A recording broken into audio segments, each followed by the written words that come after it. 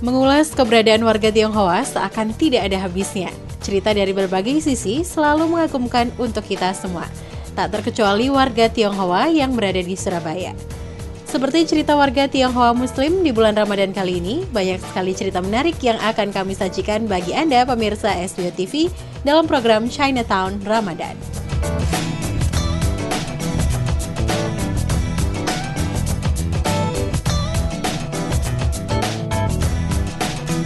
Halo teman-teman, jumpa lagi dengan Andre Su di Chinatown Ramadan in SBO TV.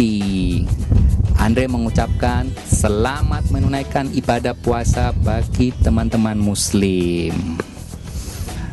Teman-teman, sangat menarik sekali di saat bulan suci Ramadan ini ternyata banyak warga Tionghoa Muslim yang melakukan ibadah puasa.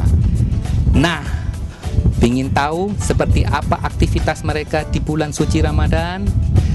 Ingin kenal lebih dekat mereka? Ingin lihat mereka? Jangan lupa ikuti Chinatown in SBO TV.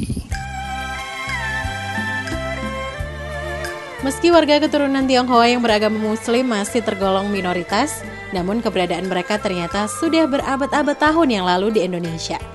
Tak terkecuali warga keturunan Tionghoa yang berada di kota Surabaya. Adalah Laksamana Cheng Ho yang hidup pada abad ke-15, diyakini adalah seorang Muslim dari negeri Tiongkok yang menciarkan agama Islam di Indonesia, kemudian berkembang hingga saat ini. Cheng Ho adalah seorang Muslim Cina yang hidup sekitar abad 15. Selama hidupnya, Cheng Ho melakukan petualangan antar benua sebanyak 7 kali berturut-turut dalam kurun waktu 28 tahun, yakni antara 1404 hingga 1433. Tak kurang ke 30 negara di Asia, Timur Tengah, dan juga Afrika. Cheng Ho lahir pada tahun 1371, berasal dari Provinsi Yunnan sebagai seorang Hui atau etnis Cina yang Muslim. Kakek beliau adalah seorang haji dan ayahnya Mahazi juga seorang haji. Sewaktu Kaisar Dinasti Ming mencanangkan program pengembalian kejayaan Cina setelah kejatuhan dinasti Mongol pada 1368, Cheng Ho yang telah menjadi perwira kerajaan menawarkan diri untuk mengadakan muhibah ke berbagai penjuru negeri. Untuk mengenang jasa-jasa Cheng Ho yang begitu besar, warga Muslim Tionghoa yang berada di Indonesia terus menyebarluaskan Islam. Di antaranya adalah dengan pembuatan Masjid Muhammad Cheng Ho. Dengan berdirinya masjid tersebut, diharapkan kegiatan keagamaan terus dikembangkan dan Muslim Tionghoa semakin bertambah. Andre sekarang berada di Masjid Cheng Ho, Surabaya. Nah, di samping Andre ini ada satu Koko Hasan, Ustadz Hasan. Andre ingin tanya-tanya sesuatu. Bisa nggak cerita sedikit gimana asal mulanya kok bisa jadi masjid, terus idenya apa kok bisa membuat masjid seperti namanya Cheng Ho, modelnya kayak kalau kita ngomong ya seperti China banget gitu. Kok gimana idenya segalanya? Coba bisa cerita sejarahnya. Sejarah berdirinya Masjid Cheng Ho ini didirikan atas gagasan sesepuh Piti Jatim. Oh gitu. Sesepuh Piti Jatim yaitu Bapak Haimye Bambang Sujanto. Beliau adalah salah satu tokoh sentral pendirian Masjid Cheng Ho. Lah kenapa kok bisa berdirinya masjid berarsitektur kelenteng China, diilhami yang ada masjid di Beijing sana, di Tiongkok sana.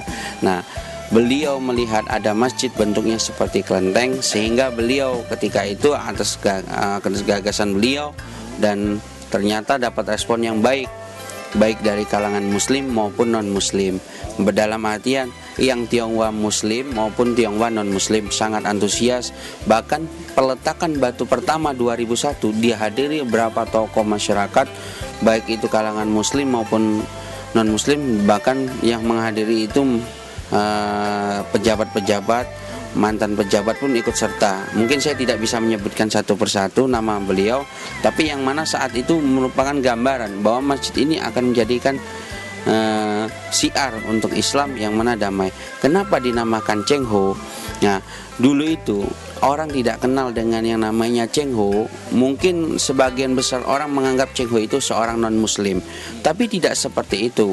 Cheng Ho sendiri seorang muslim yang dari lahir, bahkan dia Cheng Ho itu muslim yang taat. Bukan saya, bukan seperti ustadz-ustadz yang lain di sini mu'alaf, tapi Cheng Hu murni Islamnya dari kakek bapak ibunya. Kok bisa? Bisa. Kenapa? Karena Rasulullah Nabi Muhammad umat Islam, yaitu nabinya umat Islam Nabi Muhammad itu mengutus sahabat yang namanya Sa'ad bin Abi Waqqas untuk syiar, untuk menyebarkan agama Islam di negeri China atau yang dikenal sekarang ini Tiongkok. Di negeri China sana mensiarkan agama Islam. Jadi jangan heran nanti suatu saat ketika melihat orang Tionghoa memakai peci. Kenapa? Islam masuk itu awal mulanya bukan ke Indonesia tapi ke Cina sana. Dengan berdirinya masjid ini mudah-mudahan bisa mengungkap sejarah bahwa Islamisasi di tanah Jawa, salah satunya dari wali-wali Allah, Wali Songo yang dikenal 9 wali yang menyebarkan Islam itu di tanah Jawa, itu keturunan Tionghoa. Nah, kenapa tidak bisa terungkap? Nah, itu mungkin masyarakat sudah tahu. Waktu ketika Orde Baru, hampir 32 tahun diskriminatif sekali terhadap suku Tionghoa. Nah, alhamdulillah ketika Bapak Kiai Haji Abdurrahman Wahid menjadi presiden, saat itu tidak ada lagi diskriminatif. Bahkan hampir semuanya dianggap sama, terus diakui sebagai sahabat juga. Iya. Nah, itu tadi saya cerita tentang sejarah Masjid Cheng He. Teman-teman, jangan kemana-mana setelah yang satu ini.